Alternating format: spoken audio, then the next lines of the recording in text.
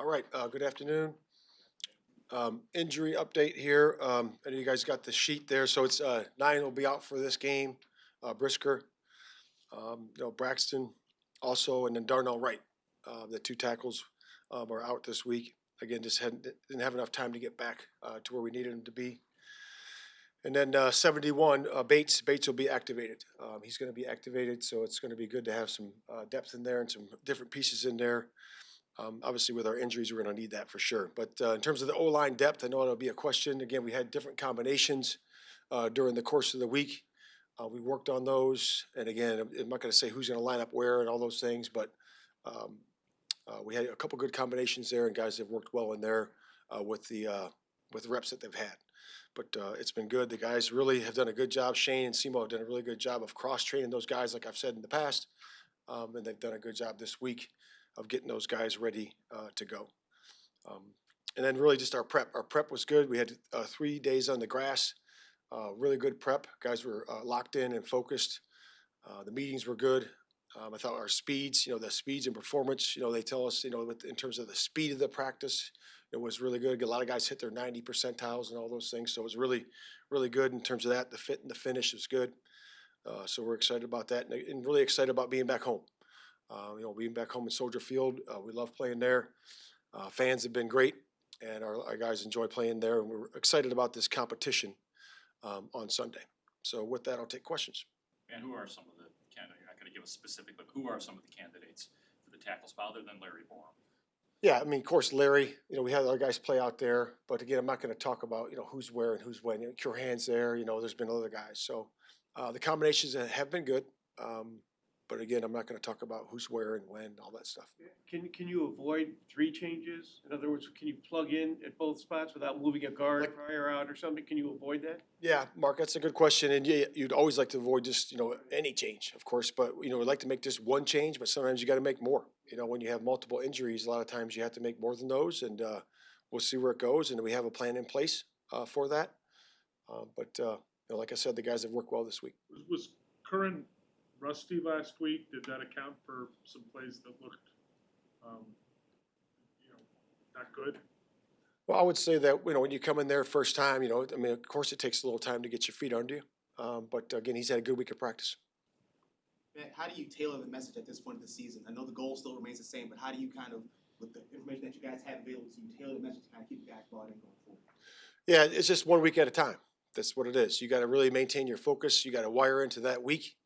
Put everything you have into that week, all your preparation, all your focus, and it goes all the way through, the practice week like we just had. I thought we had some good, really good practices, like I said.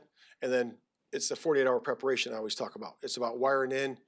Guys are all in on their jobs, doing their jobs, but you have to study, 48-hour preparation. You got to get yourself ready to go emotionally, but also physically and mentally at the same time. So that's individual responsibility to the team for each player. And that's the phase we're in right now. Matt, when you get a guy like Kyler Gordon back, what does that allow you to do as a defensive play caller?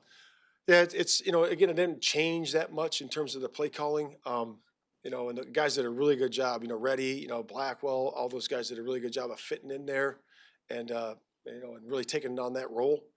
That's a big spot in our defense. Like our Will is also Mike, the inside guys, obviously.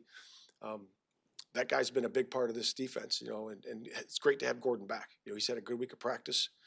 He's very dynamic in terms of his pass coverage, in terms of his pressure ability.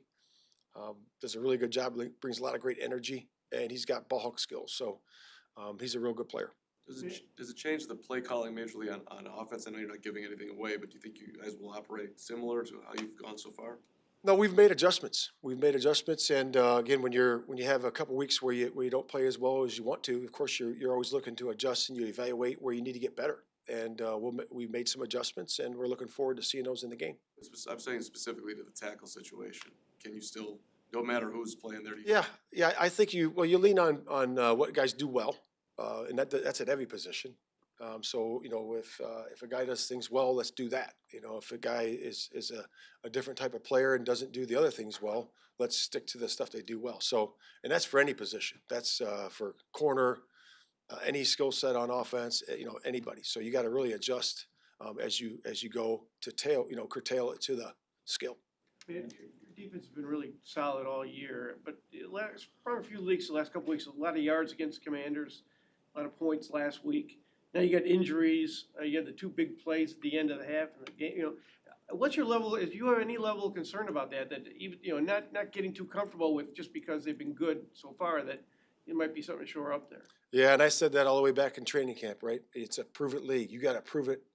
You know, all this talk about being top 5 and all those things that's great talk, but it's what you do on the grass, and it's how you perform every single week. And we've had some plays, some chunk plays that put the yards up. So we just got to be more consistent. You know, we got to be more consistent, and the guys have worked their tail off in terms of that, in terms of the run game this week, and they're excited about this performance coming up. Matt, just from a general standpoint, you've been around football your whole life. How daunting is it to think about a game without both of your starting tackles? Yeah, I mean, it doesn't happen very often. That's for sure. But again, you got to adjust, you got to adapt, you got to overcome those adversities, and the only way you do that is the people in the building. You know, you just rally around each other. I know the next man up saying, but it's really about helping everybody around you, and we have to do that going forward. What's impressed you, I'm not sure if you covered this earlier in the week, what's impressed you most about what Drake has been able to do so far? Drake May, yeah.